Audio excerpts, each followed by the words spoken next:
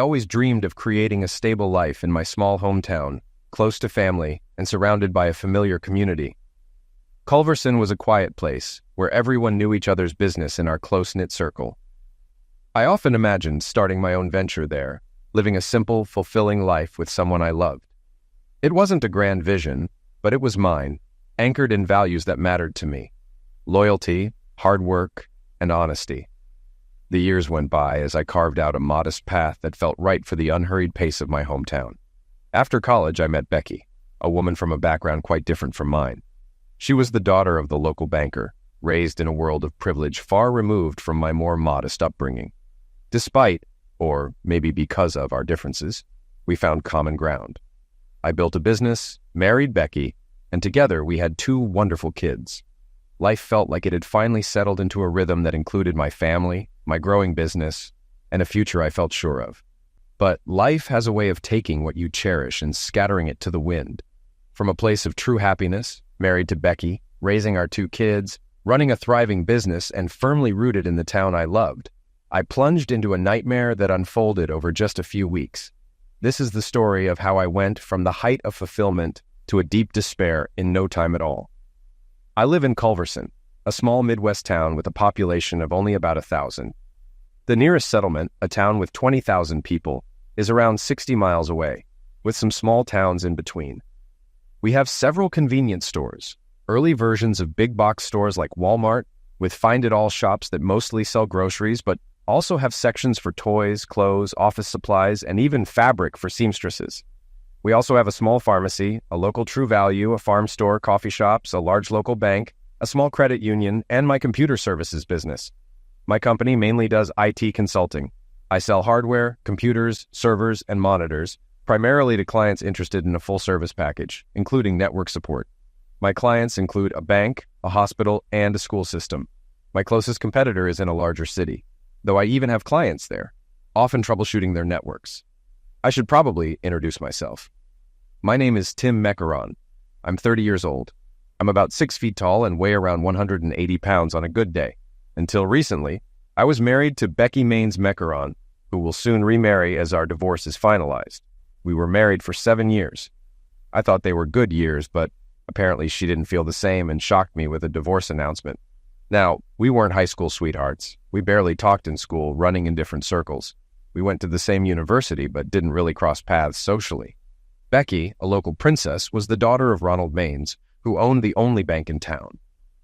Maines Federal Bank lends to local farmers, the feed store, shops, Ned's Supermarket, and most other local businesses. Most people here get their auto and home loans through his bank, preferring to meet their banker face-to-face, which is why online banking hasn't caught on. Even I have a small operating loan from my father-in-law. Back to Becky. After we graduated with our bachelor's degrees, she suddenly showed interest in me. I had a crush on her in school. She was a pretty blonde, decent height and build, a cheerleader. Meanwhile, I was a quarterback in football, on the offensive line in basketball, ran track, and played center field in baseball. Becky wasn't arrogant, but she did carry herself with a certain attitude. She dated Josh, the quarterback and point guard, who later went to another university on a football scholarship, and that's where they parted ways. During college, Becky and I didn't run in the same circles. She was a top member of her sorority, the biggest on campus, while I was more of a tech geek, spending hours outside of class learning about hardware, software, and various systems. My major required lots of study time, and I held a job to cover what my small scholarship didn't. My dad managed Ned's Superstore, so we didn't have a lot, just enough to keep me off grants. To put it in perspective, you could quadruple the square footage of my parents' house, and it still wouldn't be as big as Ronald Maines' primary residence. In the summers, my dad and I would go fishing most weekends, while Becky and her parents would fly off to Aspen, Miami, Hawaii, or Maine for fun. Do you get the idea? We were very different people who just grew up in the same small town. When I came back from college, Becky suddenly wanted to date me. It felt like she pursued me, and I never quite understood why. Yes, I had started my business, but I was working solo. I had applied for a small business grant for startup capital, and by the end of the first year, I was making a modest profit. One evening, while we were both at a bar with a live band, Becky finally asked me to dance. We fit together well. My mom had insisted I learn different dances, so I held my own. When the bar closed, we parted ways with a kiss by her car, and she made me promise to call her the next day for a real date. I was an only child. Something in my mother's womb had prevented other pregnancies. I must have been a miracle baby. Becky had a brother who left home at 18 and practically vanished. I don't think he cared much for Ronald. A year after I graduated high school, my father died suddenly of a heart attack. Mom said he had been talking about mowing the yard, and after a while she noticed something sticking out of the shed door at the back of the property. He had lost consciousness, and by the time she found him, it was too late. The ambulance crew didn't even attempt resuscitation. He'd been gone too long. Becky attended the funeral. Although we'd only been on a few dates, I was grateful to see her there. At the cemetery, she stood by my side, holding my hand as I cried. She was kind to my mother and supportive of our small family. My mom's house was fully paid off, and Dad's life insurance would provide her a stable income if she was careful. Thank goodness for that, considering how things turned out.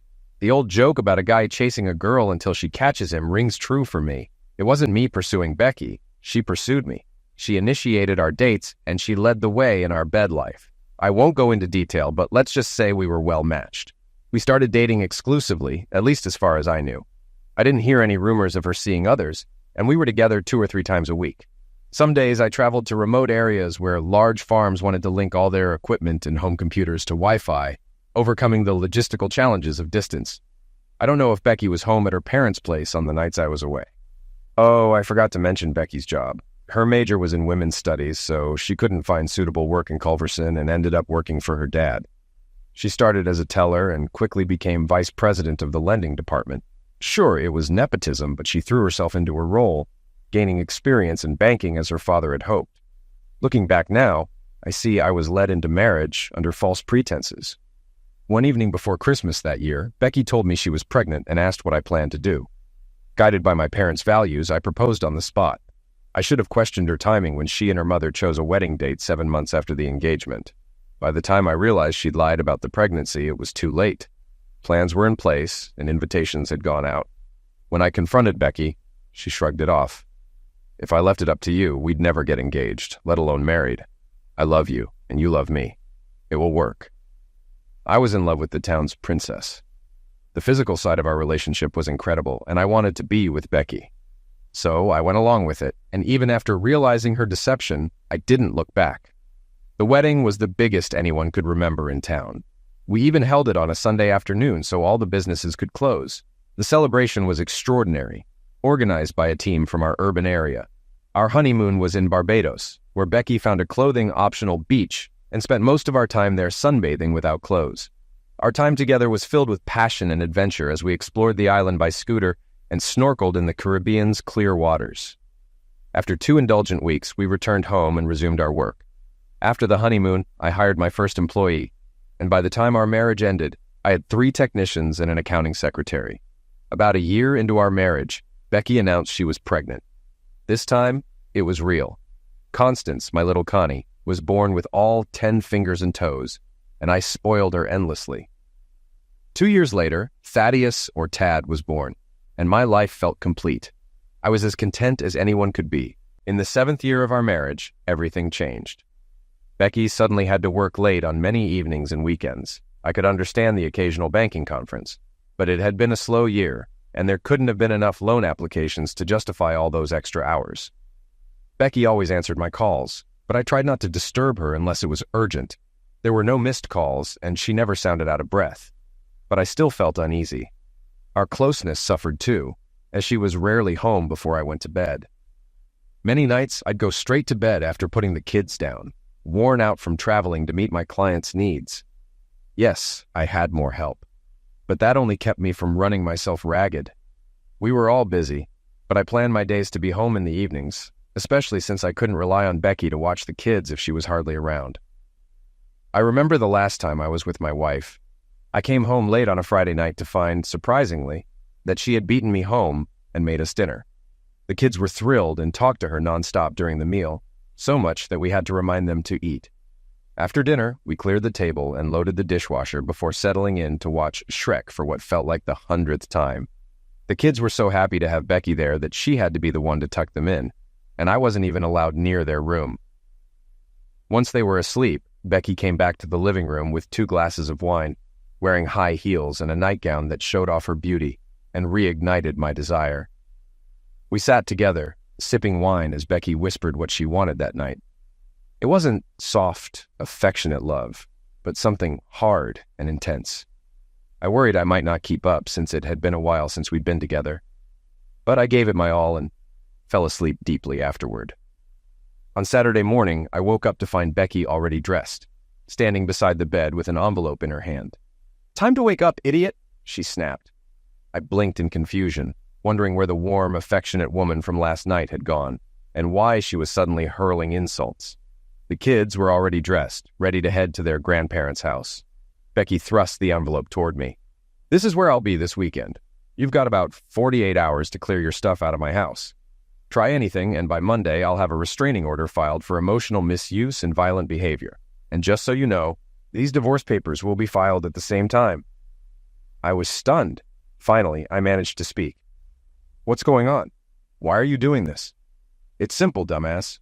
Josh has come back to work at the bank as his dad's right-hand man, and we're getting married as soon as this divorce is final. We've been back together for months, and now it's time to make it official." She delivered one last blow. "Oh, and since Josh can't have kids, he wants to adopt Constance and Thaddeus. They'll be called by their real names, not those silly nicknames you gave them." She slammed the door behind her. That weekend, I spent the first 12 hours reading the documents in shock. Rebecca, no longer Becky in my mind, was demanding the house and my business. The terms stated I could keep working for the business, but at minimum wage, less than my other employees. She wanted full custody and child support I could never afford, along with alimony, even though her income was much higher than mine. Her car would remain hers, while mine was company property, which I could only drive if I stayed employed there. She had already drained our joint savings, leaving me with only a few dollars. Eventually, I stopped reading and decided to take action. I called everyone I thought might help. Most of our friends sided with her, but a few old schoolmates helped me load a trailer with items Becky wouldn't want. With no place to stay, I ended up at my workplace, where there was an old building with a small, rundown apartment upstairs. I spent Sunday cleaning, setting up an air mattress, and borrowing some used furniture and kitchen supplies from friends.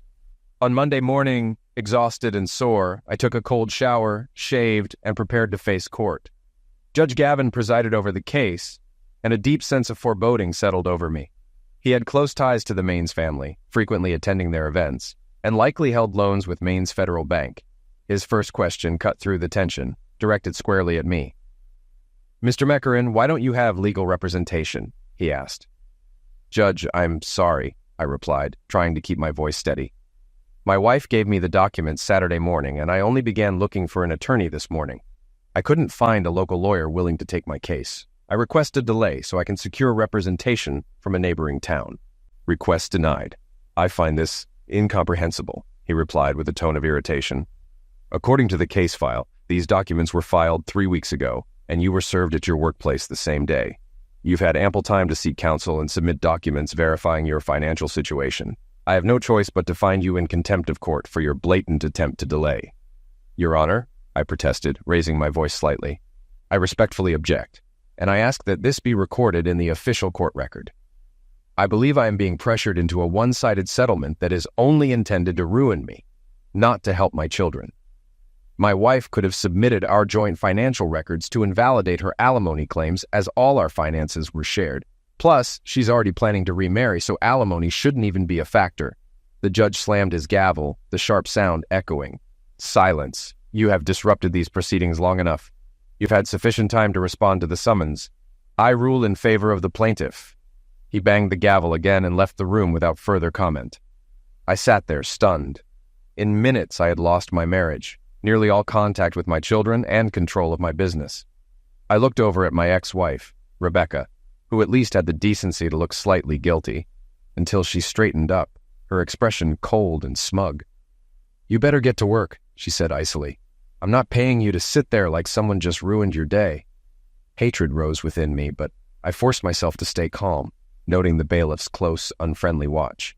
I realized that losing control could land me in jail, which was exactly what they'd want. Joshua and Rebecca, along with their lawyer, got up and walked out of the courtroom. I waited quietly until I was sure they had left the building. The bailiff approached me, speaking in a low voice. "They should be out by now. Other bailiffs are watching them. But you know the Maine's influence here and across the whole region, he said, glancing around cautiously. Find a lawyer in the state capital, that's far enough. We support you and understand, but we can't afford to be found out. I nodded, murmuring a quiet thank you. When I finally left the courthouse, I noticed several uniformed officers stationed outside, watching me leave. I headed to my office, my mind racing. Oddly enough, neither Rebecca nor Joshua had shown up yet to flaunt their victory or assert control. Strange, I thought. I expected them to come here right away, gloating in front of everyone. With their absence, I made sure the staff was focused on work, then wrote a check and sent Stacy, our accountant, to the bank to withdraw cash. Tell them I'm heading out of town to service remote clients and need cash, I instructed. I figured going myself could lead to a block on the funds. Unless there's a court order stating otherwise, they shouldn't deny access to the business accounts. Stacy nodded, and once she left, I evaluated my options. There was just enough to cover payroll for the next week, and I wanted to make sure my employees weren't the ones to suffer. I withdrew a few $1,000s, emptied the petty cash drawer, and left the rest for Rebecca and Joshua. Let them handle the mess they'd created. I walked out, bitterness in my gut, and a simmering resolve for revenge. Hours later, Rebecca and Joshua finally arrived, strutting as if they already owned the place. They went straight to Stacy, showing her court documents confirming the transfer of ownership and informing her that I was now just a manager, not an owner.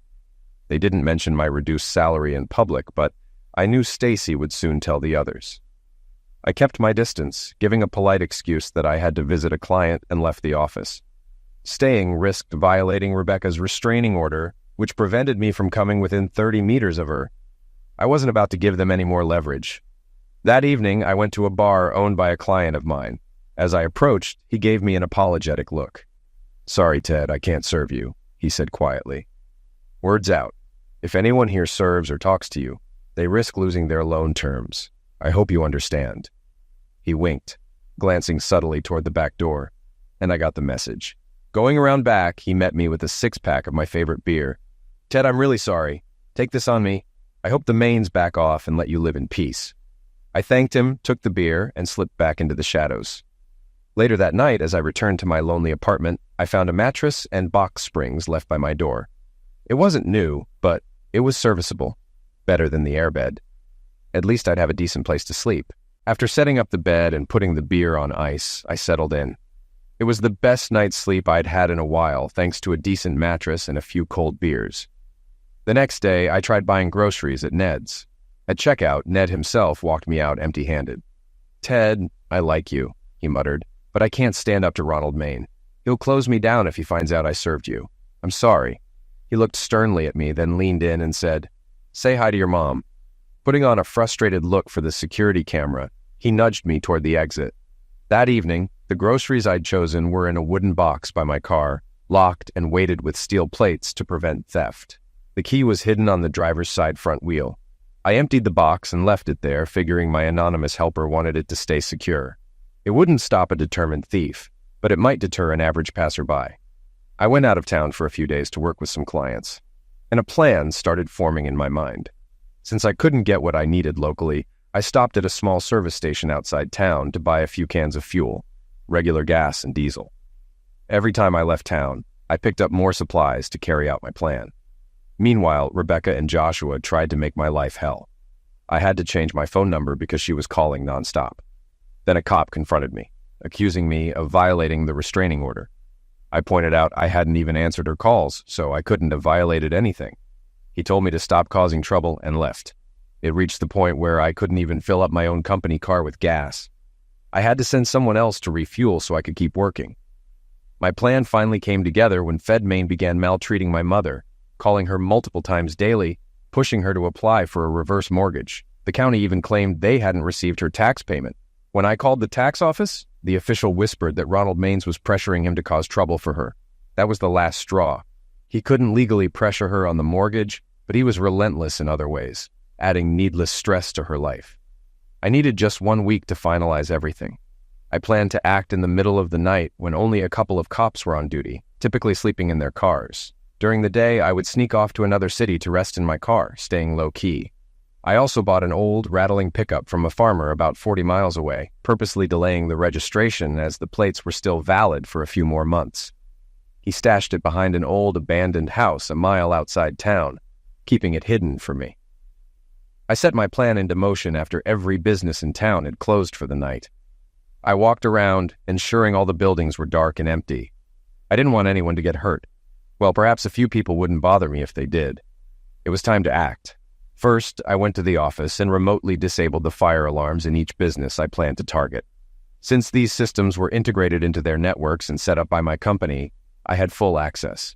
I left the hospital and bank systems alone to avoid potential federal violations. I started at a convenience store on the outskirts of town, using a brick to break the door glass. I combined diesel and gasoline in a bottle, lit a gasoline-soaked wick, and threw it through the broken door to ignite the inside. The bottle smashed against the shelf, catching instantly. Then I moved across town and repeated the process. As I set fire to another store, I heard sirens. The volunteer fire department had responded to the first blaze, and I couldn't help but smile. Ronald was the elected chief of the volunteer fire department, and also on its board of trustees, notorious for being stingy on improvements. Tonight, he'd see the consequences of his neglect. I moved on to a farm supply store where the manager had always been an idiot.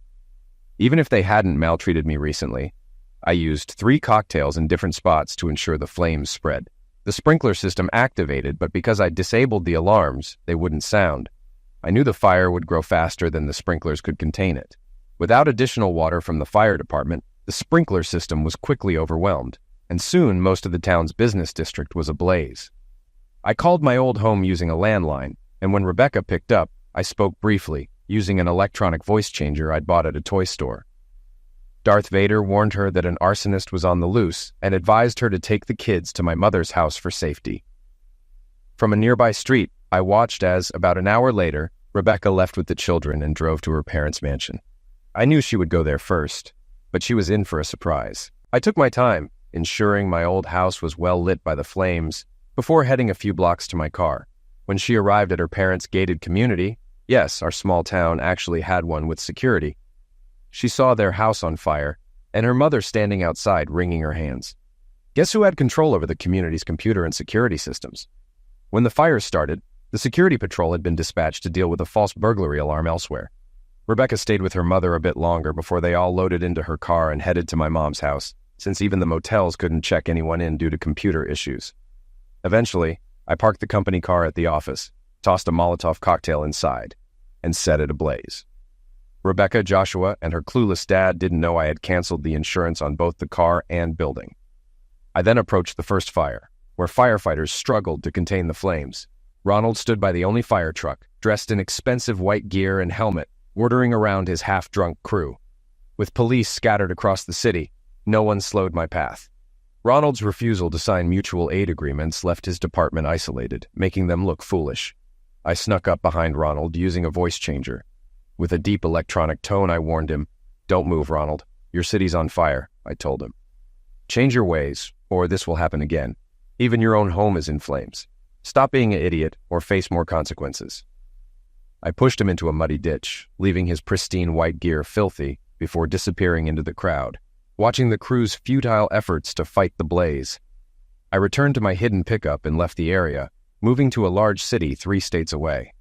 Knowing the corrupt department might still investigate, I didn't bother with a new identity or try to start a business. I just took an IT job similar to my old one.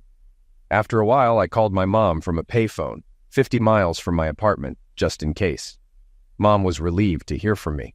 She shared the latest. "People thought you might have been in the building when it burned, but when nobody was found, someone suggested you left a resignation letter to Becky and Josh and skipped town. But of course, the letter burned too. Becky and Josh didn't marry. Turns out he was already married in another state. Becky and the kids stayed with me until she found a new, smaller place," Mom went on. "Third, most of the burned businesses and homes were insured through an agency recommended by the bank. The insurance company took such heavy losses they waived deductibles after investigating. They didn't appreciate Ronald Menes, the fire chief, blocking modern firefighting techniques and refusing mutual aid agreements. They actually sued him over it," she chuckled softly.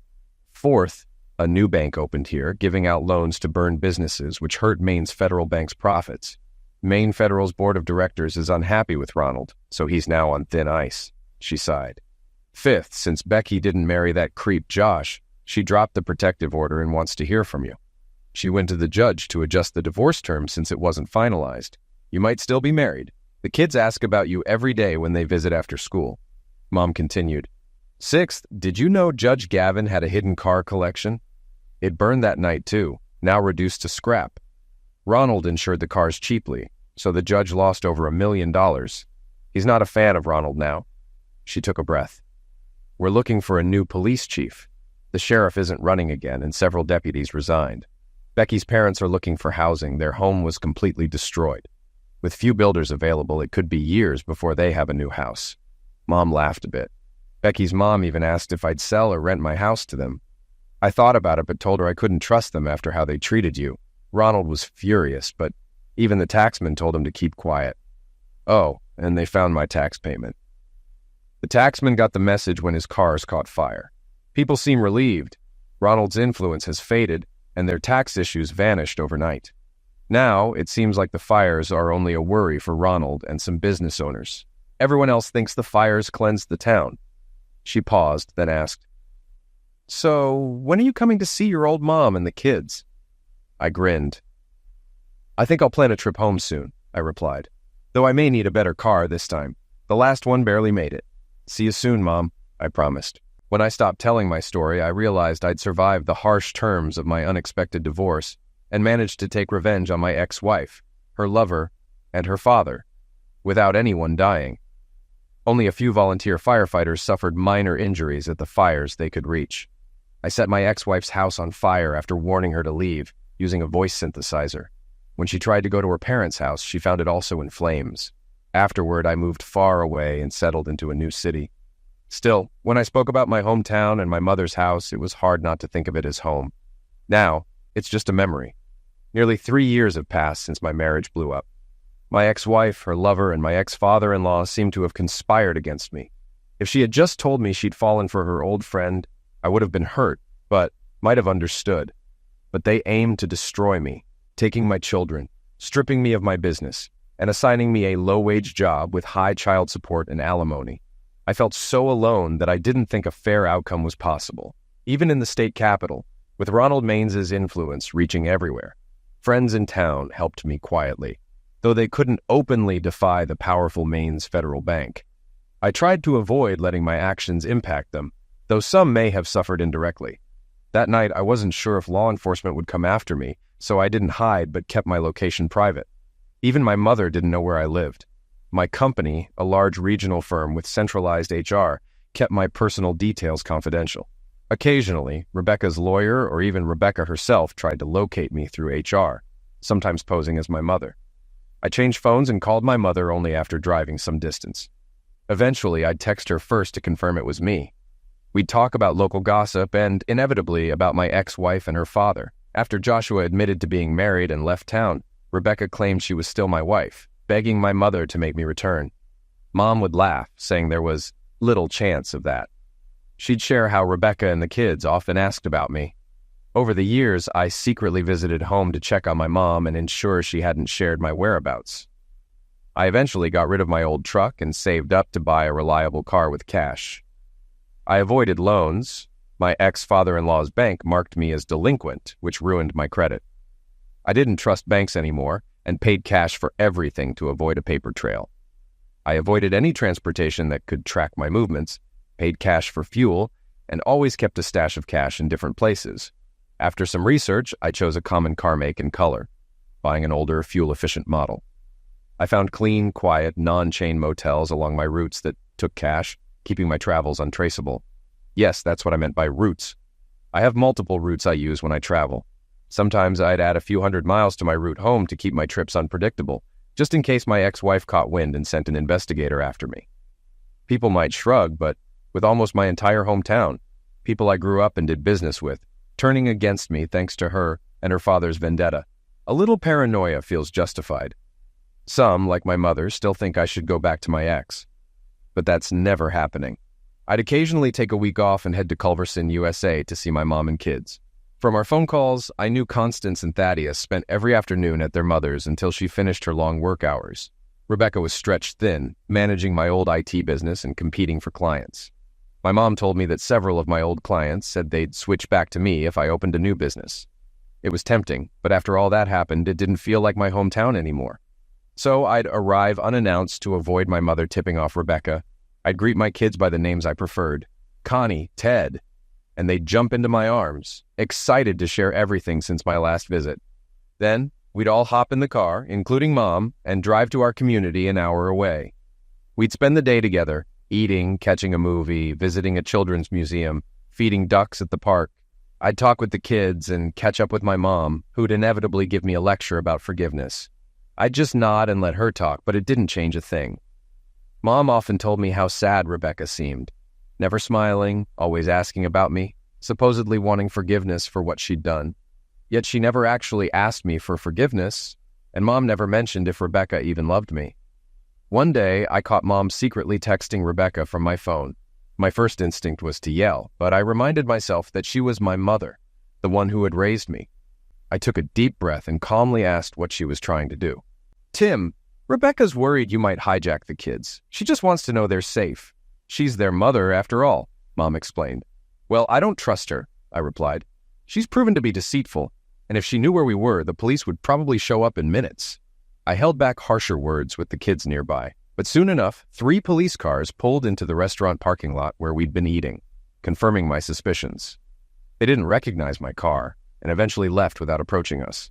Mom was stunned, realizing that Rebecca had manipulated her. "Son, Becky just wants to know where we are so she can join us and talk. You two need to sit down and figure this out." I shook my head. "Why don't you call her now and see what she has to say?" I handed her the phone, and she put it on speaker. Rebecca's voice came through immediately, frantic. "Did they catch him? Was he arrested? I told them he hijacked my children and took them out of town." My mom looked shocked. She couldn't believe Rebecca would try to have me arrested for visiting my own kids, a right clearly stated in court documents. Finally, Mom responded, "No, Tim saw me text you and we left. We watched from the parking lot as the police arrived. Why would you do this to him? I thought you'd join us, not send the police." Rebecca quickly changed her tone, trying to downplay the situation. "Margaret, I just wanted him to sit down and talk. I thought that if he was detained, he'd have to speak to me. I planned to drop the charges after that." I shook my head in disgust, knowing she'd only drop charges if I agreed to something that benefited her and injured me. Then Rebecca asked, "Where are you? I want my kids safe with me." I couldn't hold back. "Listen, they're safe with me and Mom. We're heading home tonight. I didn't hijack them, and the only threat here is your manipulation. If the police arrested me, our kids would see it was on their mother's orders. Have you thought about what that does to their trust in you? And why would I ever take them from you?" As I drove out of the parking lot, I suspected Rebecca might be searching for us nearby. Mom gave me a disapproving look but stayed silent. I made one last remark to Rebecca. "We're going home now. You'll have to find another excuse to get me arrested." Mom turned off the speakerphone as the kids started crying, sensing my anger. She spoke softly to Rebecca, then hung up and reassured Connie and Ted, who slowly calmed down as we drove. The whole way I was anxious, half expecting to be pulled over. I reminded myself that no one knew my car's make or color, but I kept checking the mirrors and made sure not to speed. When we reached Culverson, I took a longer route and circled the neighborhood to ensure there was no setup at my mom's house. Satisfied, I dropped off Mom and the kids, then quickly drove off and returned later, cautiously avoiding detection. I usually rented a motel a few miles from town, visiting the kids each day for a week.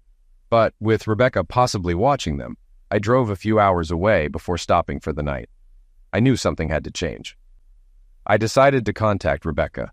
Using the motel's Wi-Fi, I set up a video call so she could see how upset I was, ensuring nothing identifiable was visible behind me. I planned to leave right after the call to prevent any chance of her tracking me through the motel's IP. When I made my first video call attempt, it connected right away, and Rebecca answered instantly. Seeing her wasn't something I wanted, but I knew it was part of the game I had to play. Even after 3 years, she still looked good, though I reminded myself that her beauty was only skin deep. "Tim, I'm glad to see you," she said. "Why didn't you come over to see the kids?" "Because I never know if the police will be waiting for me," I replied. It seems someone's decided I'm the root of all your family's problems. Tim, no one's looking for you, she assured me. The state police and an arson investigator did come around, but they found nothing definitive. Sure, some people suspect you might be involved since you left town, but my father has made plenty of enemies himself. The fire department even expelled him. He can't serve on any boards anymore. Well, good riddance. All I care about is being able to visit my kids, I said firmly. Rebecca's expression shifted slightly. Tim, I just wanted you to talk to me. I thought if you were detained, we could sit down and clear things up. I would have dropped the charges right after. I shook my head. You'd probably only drop them if it worked to your advantage. Even if I got stopped and released later, it would still show up that I was once detained for hijacking. Systems don't bother clarifying if you were cleared. And if you withdraw your complaint, wouldn't that leave a false report on record? Rebecca scoffed. They'd never do that to me. Dad wouldn't allow it. I raised an eyebrow. Ah, the same old Rebecca. Dad fixes everything, even if it's unethical or violates my rights. Then she dropped a bombshell. You're not my ex. We're still married. I frowned. No, I have documents proving we're divorced, and that I no longer have any legal rights to my kids. After the fire, I asked my lawyer to cancel the divorce. She replied smoothly, since it hadn't been finalized within 90 days. Judge Gavin was so furious with my father over the loss of his car collection that he signed off on it. I sighed, feeling the weight of it all. Why would you and your father push me to the edge? I had a family, a business, respect in the community, and then suddenly I lost everything. Prison was looming because you set me up. I had no choice but to leave to avoid false charges. She looked taken aback, as if genuinely surprised. That was never our intention. Oh, really? My face tells a different story. Why was I forced to give up my kids with no chance to hire a lawyer? Why was I reduced to minimum wage in my own business? You, your father, and Josh all seemed determined to ruin me. Rebecca shook her head, denying it.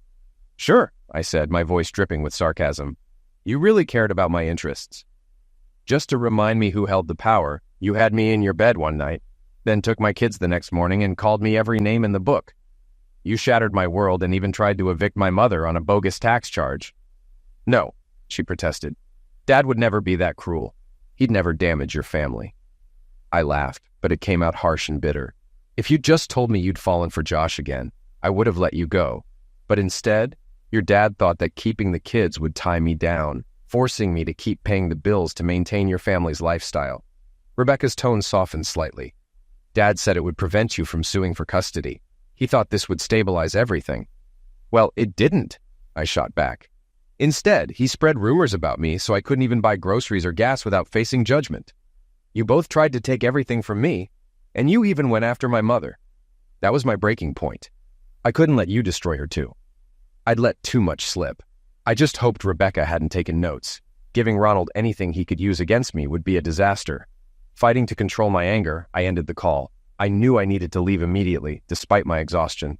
I drove a few hundred miles in the opposite direction, finally pulling off a quiet road and hiding behind a thick grove of trees to sleep. This was the closest call I'd had during one of my secret visits to see the kids.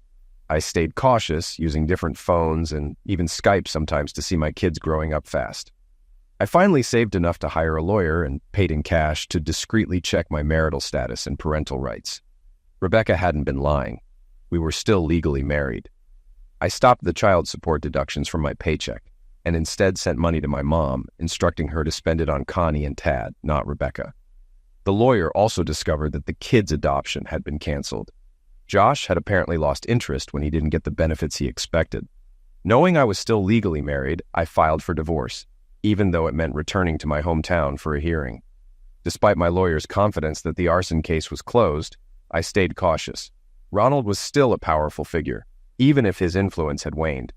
The day before the hearing, I checked into a small motel on the outskirts under a fake name, as usual. The motel owner knew me and respected my privacy. The next morning, I left any weapons in the car since the courthouse had metal detectors. When the hearing began, Judge Gavin, yes, the same judge from before, asked Rebecca and her lawyer what they wanted from the case. Surprisingly, Rebecca claimed she wanted counseling and reconciliation, painting our marriage as one big misunderstanding. She portrayed me as a neglectful husband who'd abandoned his family. My lawyer then got her turn to respond. I had been upfront with her even about my night of revenge, though she wisely avoided mentioning it. Instead, she exposed the public details of my initial divorce proceedings. reminding the judge of his own role in them. Judge Gavin looked at me, suddenly seeming uneasy, perhaps thinking about his new car collection. He sat back quietly, listening as my lawyer continued.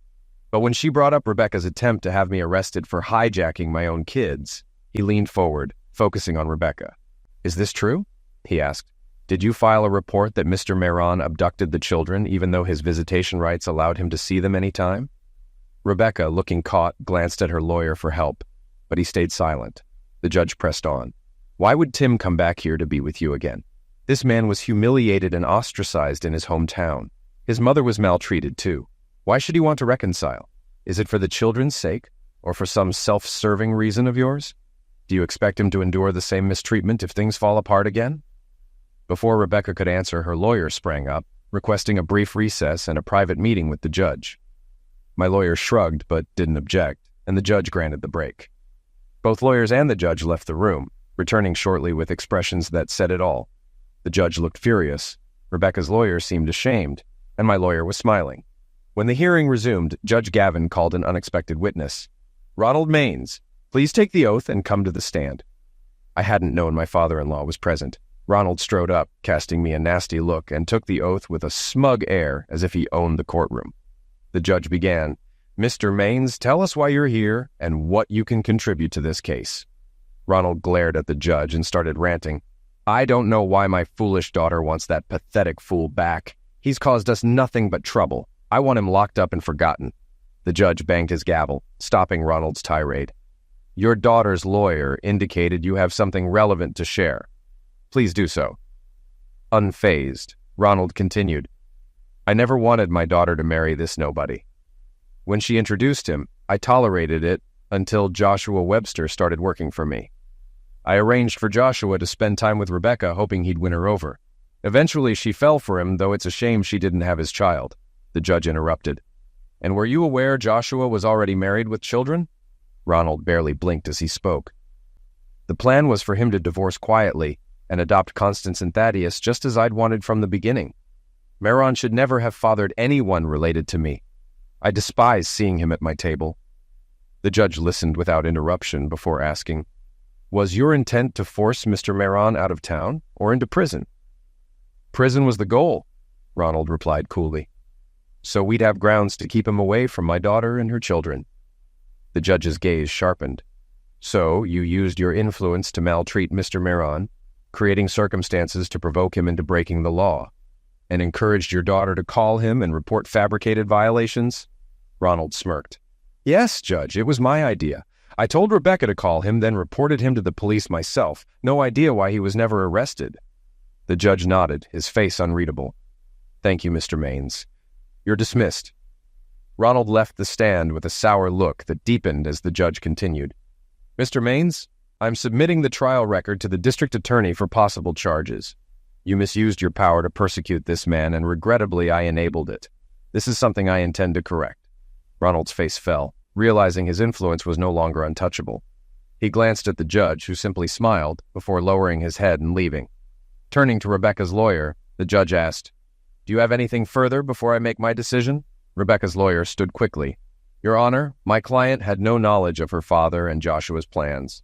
She was as much a sufferer as Mr. Mehran, which is why she requested counseling to rebuild their marriage." Judge Gavin turned his gaze to me and my lawyer. We both shook our heads, signaling we had nothing more to add. Then he addressed Rebecca directly. "I'm sorry, Rebecca, but even if you were misled, it doesn't excuse the way you treated your husband," he said firmly. "You attempted to have him arrested on false charges. I honestly don't see how he could ever forgive enough to let you back into his life." Suddenly, Rebecca jumped up, crying, declaring that she loved me and needed me back for the children's sake. Her lawyer quickly guided her to sit down before the judge could cite her for contempt. Judge Gavin resumed, unperturbed. "If your husband had requested full custody, I might have granted it based on your treatment of him. But he has shown himself to be the better person in all this. His terms are more than fair. He hasn't even demanded the return of his business. I'm ruling in favor of the plaintiff." With that, he struck his gavel and exited the courtroom. In that moment, I felt truly free. Rebecca sat beside her lawyer, sobbing as he tried to console her. My lawyer turned to me, shaking my hand. "Would you like to file a civil suit against your former father-in-law?" he asked. I shook my head. My kids still need a relationship with him and their grandmother. I'm not going to interfere with that. She nodded, and we exited the courtroom. Rebecca reached for my sleeve, begging me to speak with her as we walked out. She distracted me for a second, and I almost missed a movement to my right. Now, let me say this. I'm no fighter. I wasn't a Navy SEAL, an Army Ranger, or into MMA. But I've always loved The Quiet Man with John Wayne, especially the scene where his brother-in-law tries to ambush him in front of the whole town. I've kept that move in mind as a defense strategy, and as I was leaving, Ronald took a swing at me. He aimed for my head, but I ducked slightly, causing him to miss and leave himself wide open. I threw a short left hook to his midsection, like John Wayne did, and it worked. Ronald doubled over, gasping for air. I followed with a right hook to his face, sending him to the ground. I stood, fists clenched, waiting for him to get up. I wasn't about to target his weak spots in front of everyone, even if he deserved it. Just then, county bailiffs entered the courtroom, rushing in to arrest Ronald on charges of attack. He barely had time to process what was happening before they had him handcuffed, reading him his rights. As they lifted him to his feet, he made things worse by directing a threat at me, then attempted to headbum one of the bailiffs. That move instantly escalated his situation, adding a felony charge for attacking an officer, as our bailiffs serve as sheriff's deputies. Rebecca stood in stunned silence, clearly unprepared for the turn of events. She, and everyone else, seemed taken aback by my calm resolve. I caught her lawyer's eye and gave him a nod. He nodded back and turned his attention to Ronald, attempting to calm him before he dug himself deeper. I looked at Rebecca. Rebecca, listen to me. It's over. Don't make this worse by denying me time with the kids. Your father needs you now. Call your mom, do whatever you can to help him before this spirals out of control. She looked at me, and it finally seemed to sink in. Her expression softened with a mix of sadness and regret, and she turned to support her father as he tried to gather what was left of his dignity. As my adrenaline wore off, I realized my right hand was throbbing. When I glanced down, I saw a couple of fingers crooked at odd angles. The pain hit me then, and I understood I must have broken my hand. My lawyer saw the look on my face and quickly offered to drive me to the hospital. X-rays confirmed that Ronald's head was as hard as, if not harder than, my hand. Soon I was on painkillers and had a cast on. Bless her, my lawyer stayed with me and took me to my mother's house to recover. The only real downside to the injury was the pain and the need for surgery to set the bones properly. Otherwise, I got to see my kids every day that week while I healed and grew closer to them. I put up with Rebecca's daily visits to pick up the kids. My mother and Rebecca used these moments to try coaxing me back into family life.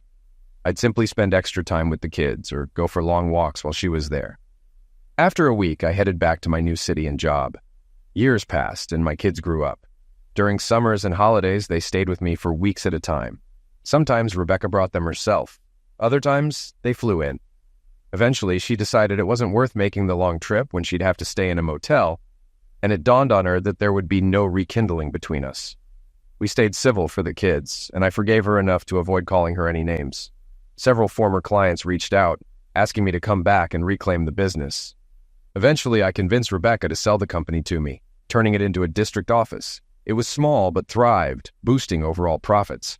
My role was to ensure it stayed profitable, so I'd fly into the nearest regional airport each month and use a rental car to visit clients. Luckily, we had a solid local team to handle most day-to-day issues. Rebecca went through a few different boyfriends before eventually settling into a long-term relationship with her former lawyer. They had no plans for children, so they simply cohabited. Ronald was convicted, but served his sentence only on weekends over 6 months. While that might sound lenient, he also had to complete 200 hours of community service. A fair judge let him choose between cleaning the city's ditches or cooking and serving food to the homeless. Apparently, Ronald's become quite a cook, as he kept volunteering even after finishing his sentence. He was also given 5 years of probation. Mom's doing well. She met a new man who's a great companion, keeping her happy in retirement. She adores her 2 grandkids and sees them daily when they're not visiting me. And then there's good old Josh. I'm not sure who tipped off his wife, but she certainly made his life miserable for years. She kicked him out, filed for separation, and ensured he had little income after covering the house, cars, and child support. She eventually lured him back under the pretense of reconciliation, only to tie him to a chair and sleep with a couple of his friends in front of him. She divorced him after that, leaving him with little future prospects. As for me, I'm still a work in progress. I have deep trust issues, especially with women and potential in-laws. I date and sometimes enjoy a good social life. There are plenty of single or divorced women out there, most of whom have kids. I try to be a positive influence on their children, but steer clear of long-term commitments.